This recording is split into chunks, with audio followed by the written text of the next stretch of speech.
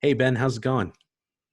Hey Luis, hope you're doing well. I am. Thanks for taking a few minutes to chat. I'm really excited to talk a little bit about what's going on.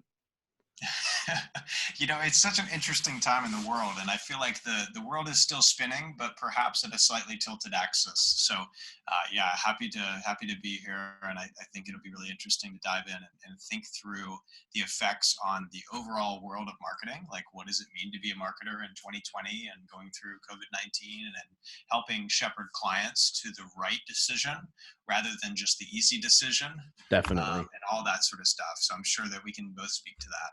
Absolutely. Yeah, yeah. Definitely eager to talk about some of those points. And I loved what you mentioned at the beginning. It's just your point of view on all of this is going to affect the outcome because you can look at everything that's going on from different perspectives. So to that point, Ben, how do you think things are going to change once we get through this? I think right now we're smack in the middle of it.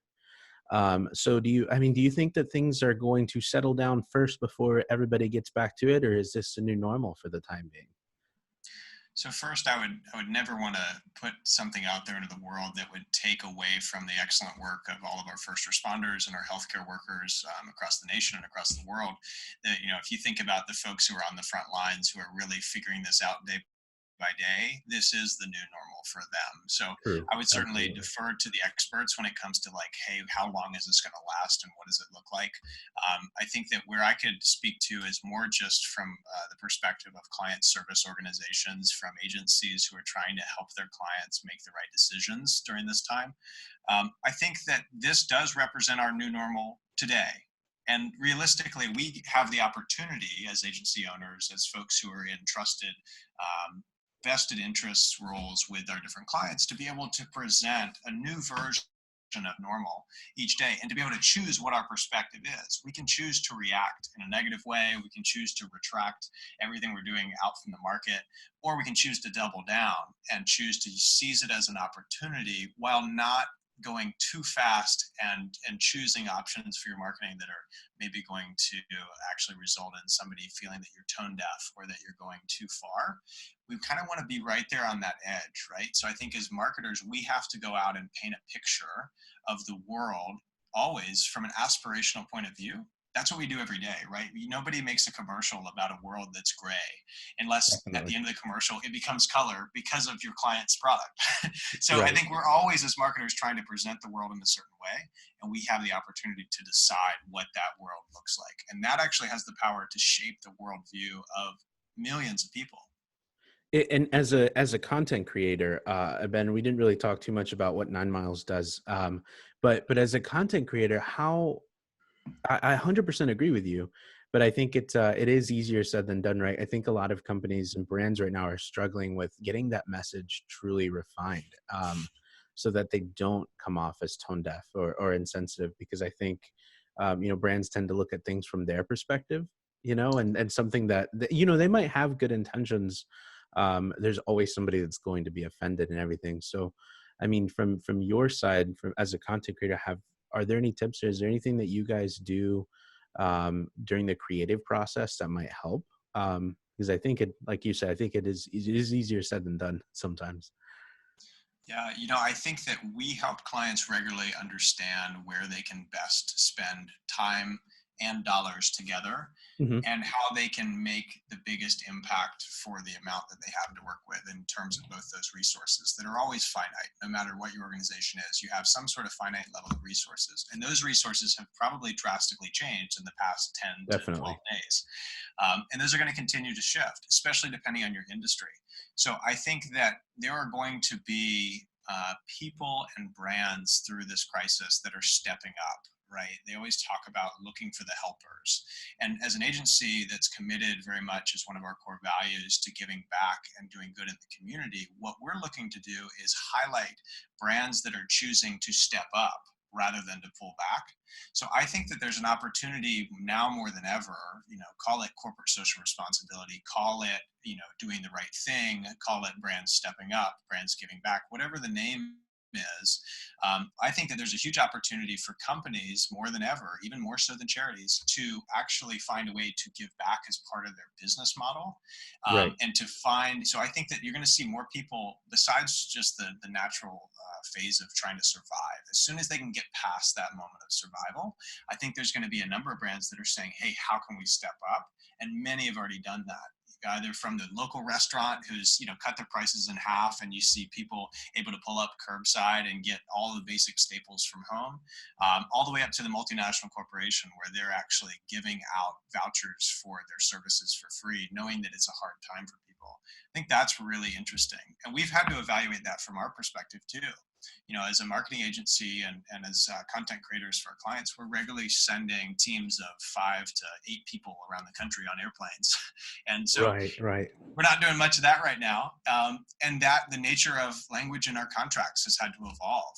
And even just in the last 12 days, I had 13 meetings in one day last Friday.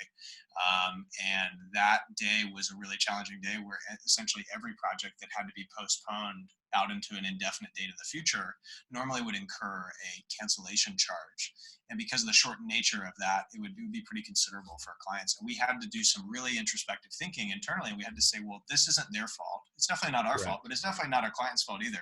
And we had to really think very carefully about how to present that. And so in that case, we just made the decision that, hey, this is something that is totally unprecedented. Let's go ahead and just waive all of that for any sort of postponing that's going on. And that was really well received. So we're just trying to do our best to send gratitude and send love out into the world in a time when there's a little bit of a lack of that, or maybe there's Yeah. plenty of it, but people have shifted their focus. They're watching the news all day and they're just wondering what's the next shoe that's going to fall. So Everybody's I want holding their those to breath. be positive things. Yeah, definitely. And I love how, when I asked the question, you didn't necessarily say, I've heard a lot of people say, instead of slowing down your marketing efforts, you should speed up. Instead of speeding up, you're saying stepping up, which is huge. Instead, if you have the ability to not necessarily increasing your marketing spend just to increase your spend, but see how you can give back. Because at the end of the day, I agree with that. And I think that the only way that we're all going to get through this is together. So Yeah, I it's couldn't agree definitely, more. it's very inspiring to see, those businesses stepping up, like you mentioned. And I've even seen some people changing their manufacturing warehouses to, shifting into producing goods that are necessary right now. I've seen distilleries go from vodka to hand sanitizer, even here locally. That's kind of cool. It's inspiring. Um, It's really cool. And I think it truly does take the whole community banding together in order to get mhm. through extraordinary times like this. What I think has been really exciting is seeing how fast some organizations have been able to pivot their messaging to be hyper relevant. So even there's a local restaurant here in town named Milton's Pizza and Pasta, and they really quickly embraced the idea that, hey, this is no longer our normal operating environment. We're going to take a lasagna entree that used to be $13. We're going to make it $5 for everyone, and we're going to put out a website where people can choose two options: taking, hot and ready, or take and bake. And we're going to put out all the information online, and we're going to publicize it on Facebook, and we'll see how it goes. And the response has been phenomenal. They published pictures of their Milton's call center with 5 people that would normally be wait staff, who are there with phones ready to answer calls, trying to keep those people employed while the kitchen staff are also able to do their thing. So I think that's just like a small example. And if everybody that owns a small business can think that way, can think, hey, how can I do something slightly different? Or maybe I'm doing the same thing, but I'm approaching it in a different way. Then that means that the collective impact of that is going to be huge. 100%. Yeah, I love that you brought up Milton's too. That's my wife and I's favorite place, and we're right down the street from them because of the amount of gluten-free food options that they offer. My wife Oh, has wow. celiac. Have you been Yeah, there since everything's changed and they got the new menu? I haven't. No, but it was hilarious that you brought them up. They're awesome. What a small world. Well, go support them, and everybody get out there and tip well. Go find some sort of small business that you love during regular times, and go out and double down on them and get takeout, and everybody go be fat and happy. That's the only thing we can Definitely. do. Yeah, All the hatches are battened down. that We do is a the lot of only work in thing. fitness, and it's interesting because all of our fitness clients, all of their gyms are closed. So Right. we're having to see, hey, how can we pivot what would normally be an in-person interaction, which has a key selling point of basically sweating on each other, and that is now seen as the ultimate negative. So how do we pivot that sort of sense of community into online Facebook groups, into live work workouts that are hosted up regularly every day, and how do you send those out to people? So we're doing a lot of work on that front to help those kind of folks work through this new normal for them too. That's really innovative. That is a great idea. And speaking of that, I'd love to hear like what else is 9miles doing specifically, during this time. You mentioned you can't do all the traveling that you normally do. So, you've got kind of a big team. What are you guys doing? How are you handling this? And I'm sure Yeah, others, your clients, your fan base, everybody, I'm sure would love to know how to sure. support you too. So, here's the other view. I'm part of the skeleton crew that's in the office. We're like waiting with bated breath to see if the county will issue a stay-at-home order today or tomorrow. And if so, then that would mean this is probably the last day in the office. We'll be moving our server out and moving it home with me and taking a bunch of gear out in case we can't get in, that sort of thing. So we're trying to adjust to that as a team. And through it all, though, we're trying to find ways to stay connected. We grew really quickly from 5 to 14 people over the span of the last 14 months. And with that change brought the need to like have really good systems for staying up with one another. Those work really well when you're in person, and we've had to be a lot more deliberate about the way that we communicate with each other. We're all very video fluent. I mean, the nature of what we do as a new media agency is very much on video calls like this all day, every day. So we're very comfortable with that across the team. But it's a different story when everybody's at home on their couch with their dog in the background or their kid or that sort of thing.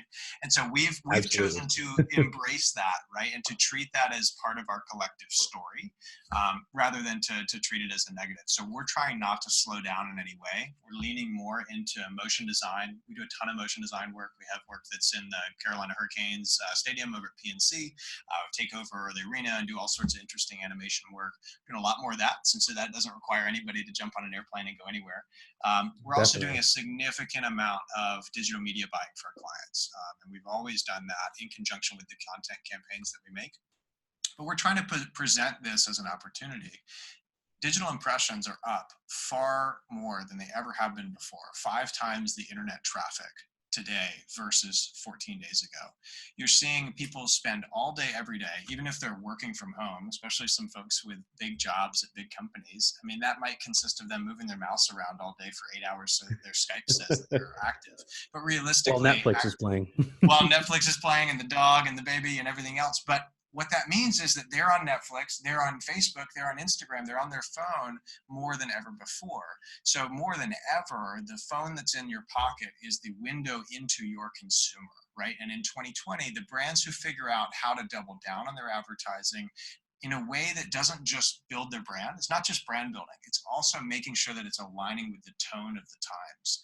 So how can you pivot your offering to be something that would be relevant to someone who primarily right now needs to survive, number one, and number two, they need convenience, and they are interested in things that are subscription and are going to make their life better. They're interested in at-home fitness, right? They're interested in things that can Definitely. make their life at home be more like their daily routine. And that will, look at Blue Apron, right? Blue Apron stock is like twice as much as they've ever been in all the history of the company. And that is solely due to new people coming and signing up, because that whole subscription and convenience category, the entire category is revenues up 200%. It's totally changed. And those guys, their conversion rates they're seeing are up 180%. So all of that has happened in the last 2 weeks. That whole category, that subscription and convenience, they're spending 40% more on advertising. They're not pulling back. So the ones who are figuring out where to insert themselves in a way that makes sense and doesn't disrupt the market in a negative way, but they find their own little spot in that market, those are the ones who ultimately, once this blows over, are going to feel the echoes of their good work, 6 months down the line. I definitely agree. And I think as far as this message goes, it's probably going to be heard mostly by other marketers or other agency owners, other PR firms and people like that. And so I think there's two main issues that I've picked up on, or concerns, questions that come up in the forums and, the Facebook groups. And it's, if you've got brands that there's two categories of businesses that, from what I can see, it's the ones that are thriving and doing really well right now because they were already digital, like Blue Apron, right? And then the ones that were not, like gyms, but are doing everything they can to stay relevant and to survive throughout this period. So whether you're a marketer or you're an agency, What do you think? What do you think are some good ways to communicate this message to them? So, to the businesses that weren't digital and they were not online like the gyms, how do you convince them to innovate? Or should they be coming to you, or if you're reaching out to them, how do you convince them to take that next step and do those live stream courses and take action to not sit around and wait for things to get back to normal? What are your thoughts, Ben? So I think the biggest takeaway out of everything you just mentioned, it boils down to people buy from other people. Yeah. People don't buy from brands. They might have brand affinity and have a reason that they love a certain brand because it stands for something. But realistically, especially in the B2B space, and especially when it's high ticket sales or it's any sort of thing where you are actually actively engaging somebody and they have to believe in you, you have to paint them a vision, right? So for any of the agency folks out there, you have to paint a vision for your clients of how their life is going to be fundamentally different. Maybe not today, but maybe a couple months from now, as a result of choosing to go digital now, knowing that, hey, most likely these people aren't going to convert today. They're holding onto their wallets. They're holding on to every dollar as much as they can. But it's a great time to build a list. It's a great time to build a community. It's a great time to be seen as a thought leader and to be doing this sort of activity, just like what you and I are doing. I should be doing 10 times the amount of this than I am. I had a chance to speak to 50 Campbell University students last week, and it was really interesting because, of course, they're home for the rest of the semester and they're Right. all on Zoom. And it was really neat because here from our office in our Zoom room, we had 50 people up on the tiles, up on the screen, all up and coming students in the business school there. They had really pointed questions and they were energized by the idea that they could connect with people across the industry that they're really interested in at scale. So their professor is a perfect example of somebody who's using this as a new opportunity to get guest speakers from all around the world to dial into his classes and make that be a part of every single class. I really respected that. And I was like, this is a perfect example where 1 week in, you're already starting to see increases in the level of quality of social interaction. Even though we're elbow bumping and we're not going outside, people are still craving that interaction almost more Definitely. than ever before. So if we can, as marketers, provide them entertainment that then maybe in a couple months leads to them making a buying decision, all the better. Great time to build a list, convert on it later. It is the give, and then ask, right? It is Gary Vee's model The all old the way. jab, jab, jab. Absolutely. How can you give more without any sort of expectation of return today, knowing that, hey, the echoes of that are going to come back to me in a couple months? Definitely. Oh, I love that. I think that's 100% accurate. And we're essentially in brand awareness mode for the next foreseeable months or weeks, even. So take advantage of it while it's here, right? Um, So, Another question I was yeah, going I to ask think you, Ben. everybody's going to leave this. They're going to be 20 pounds heavier. They're all going to be craving going to the gym, craving to go out and eat and drink 10 beers. That's what our client said this morning. So anything we can do to help them get ready for that moment is all the better. 100% agree. 100% agree. I'm already halfway there, so I know I'm going to be excited to get out and see some people. And I'm so looking forward to my first networking event or conference as soon as all of this is done. Well, and we're seeing a lot of that go virtual, right? So I we do a have. ton of work supporting like 500 person to 5,000 person conferences for big brands with their new media production and technical direction and some of those other elements, turning snooze fests into really fun, engaging, interactive, multi-day events. And what we're seeing is where obviously event houses are hurting, venues are hurting, all of that sort of stuff that we're very much a part of. What we're seeing our clients do on average is actually choose to go virtual, right? So if you can lean into live streaming and you can lean into the idea of connecting with people at scale through the internet, if you can figure it out now, or even better, if you already had it figured out a few months ago, all the better. But if you can figure it out now, then that can have long lasting impacts in your business going forward. Because I think we're going to be feeling the impact of this long into the future, like forever. There's going to be more Definitely. workers who are allowed to telecommute as a norm. There's going to be more people who maybe they go to the office a couple days a week, but when they really need to focus, they do it from home. And the entire nature of like how we work is going to be totally different. It's really 100%. interesting to see, and I think even the big companies are going to have to figure that out. They will, and this is definitely gonna have a long lasting effect. Some of the interviews I did earlier this week with massive companies over 100 employees, not massive, but larger agencies here in the Triangle, were all telling me that number one thing going through their mind right now is, did we really need to be spending all this money for rent? um, so it's I hear definitely gonna that. change. It's Yeah. definitely changing the commercial real estate market, and it's interesting. I think the entire nature of what offices are could be very different when we follow this. The office as a more social environment to gather people together. Once everybody's okay to shake hands again, I think that Yeah. that is going to be a little bit more of a priority than having butts in seats every day, all day, and having every desk be filled for the sake of looking big and looking busy. Yeah. I think that we've always, tried to strike a balance where it's like, hey, everybody's an adult. Come to work, get your best work done. If you work better from the coffee shop down the street, go do that. And it's not that we never want to see you, but we want you to be empowered to make your best decision about how you work best. I think more employers are going to be thinking along those lines, which ultimately should benefit productivity. For sure. It reminds me of the shift that retail space had to go through, to stay relevant once e-commerce blew up. The retail spaces like Lush, for example, that were able to capitalize on the experience of having a store. Those are the ones that were the most successful in competing with the e-commerce world. So I think it'll be very similar in the commercial office space uh, area. I think so um, too. there was one thing I was going to ask you about, Ben, too. So another conversation that has come up in previous talks with other people has been diversification of your marketing, like your marketing dollars. So a lot of there's been several brands, several companies that have expressed a concern because, say, all of their money was on Facebook ads, all of their money was on lead generation tactics, and then as soon as people stop spending money, stop reacting to ads, they have to turn off ads, which is very similar to a restaurant having to close its doors, right? What are your thoughts on businesses diversifying their efforts?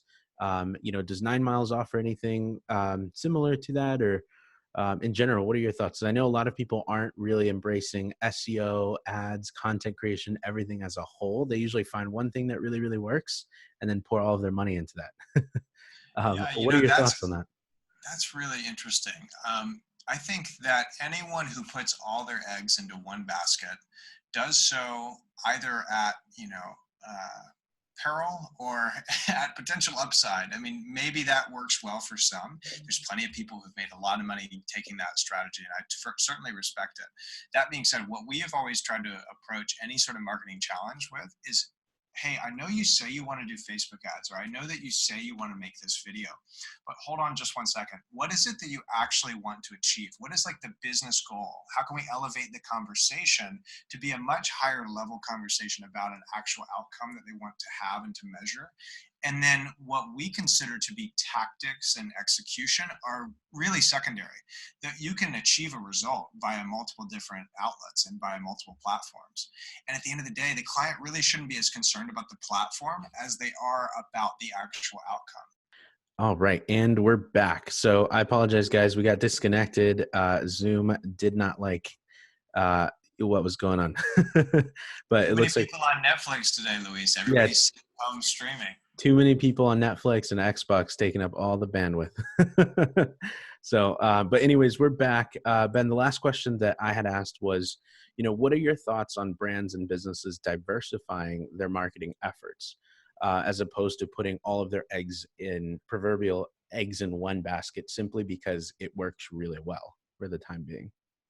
So I think that there is a lot to be said for defining one strategy, testing it, and when it works well, double down on that strategy. But as soon as you find some traction, why don't you also go be looking for that next piece of traction? Why don't you look for that next avenue, that next offer, that next piece of content, that next way to present what you do to the world? And maybe that's a different platform.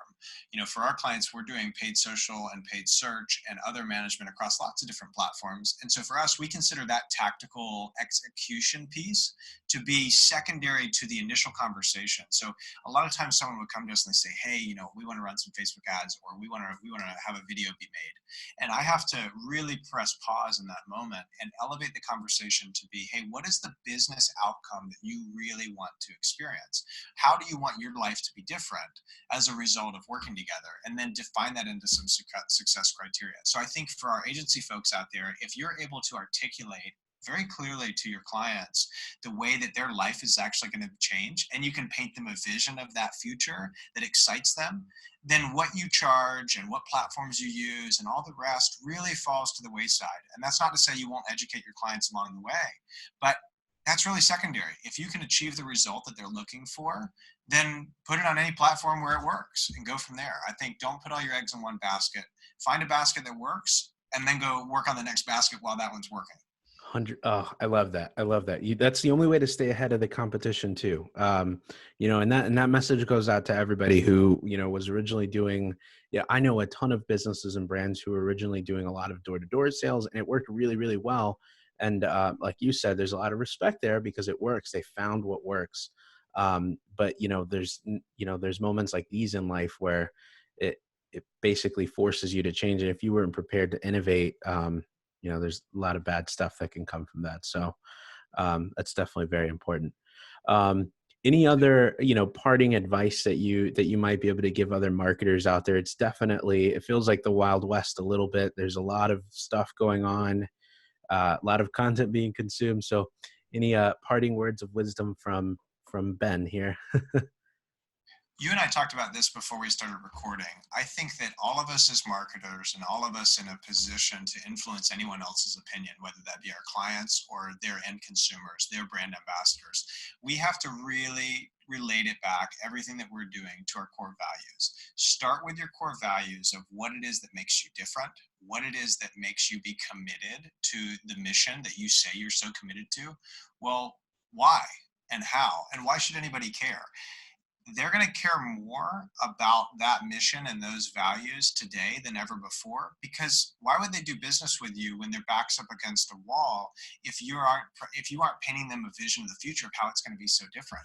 I think that's the biggest thing, is lean into those core values, and remember to call your mom.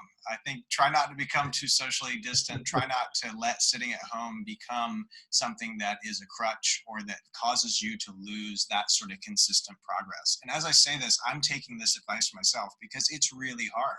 I think it's very easy to kind of shift gears downward a bit when the rest of the world is doing so. Everybody feels so gridlocked. So anything Yeah. you can do, cut through that gridlock and say, hey guys, I know it's challenging times, but if you were to just apply this one strategy that we've successfully applied for these two other firms, here's the results they had. Would you like to try that out? And if so, here's the way forward. If you can just paint that vision really clearly for folks, I think that they'll respect you doing that as a way to help them. And maybe you don't make a buck today, but maybe that echoes of that come back to you 2 months from now in a really big way. Absolutely. I love that, Ben. That's a really well said. I don't think I even have anything to add. That's perfect. Well, Ben, for everybody listening, how can they get in touch with 9miles Media? What can you guys help with? And yeah. Yeah, so we would love to hear about organizations that are doing good, especially here. We're very much part of the downtown Raleigh community. Our office is in the Capitol Club on the 11th floor in downtown. We would love to hear about organizations that you're committed to who are giving back in a big way, or maybe like Luis mentioned, organizations that have shifted. They're, instead of producing vodka, now they're producing hand sanitizer and things like that. We would love to hear about those organizations so that we can consider offering them some assistance in telling that story. That's one of the things that we really want to be committed to throughout this crisis, is finding the helpers. Find the helpers, follow it, and then tell that story to the world. And then ultimately, we think that'll be a key differentiator for those folks. We think that the ones who are helping now are the ones who should deserve increased market share and all the rest of the benefits that go along with that when all this calms down. So anyway, check us out on social media. So 9milesmedia.com. We also run a web series where we kind of take our own medicine, this kind of idea of being authentic and taking you behind the scenes of a fast growing agency. We started it about 1.5 years ago when we were only 5 people, and we're 14 now. So our web series is called One More Mile. It's right there on our website. It's also on YouTube. Check it out. Would love to hear what you have to say about it. And then other than that, we're just going to be out there trying to do our best work for our clients, trying to help people think digital first and think content first, and trying to help them be radically transparent to build passionate brand ambassadors for them. Excellent. Thank you, Ben. And yeah, guys, if you just have a few minutes, definitely go check out their web series. It's very educational. It's very entertaining. Highly recommend it. And Ben, I can't thank you enough. I know you've got a lot on your plate with everything going on right now. And you taking time out of your day to have this discussion is very valuable to me. I hope it's valuable to everybody listening. And yeah, I really appreciate your time, Ben. And we're all in this together. Thanks, Luis. All right. Continue to lead the way. Have a good one. Take care. Bye-bye.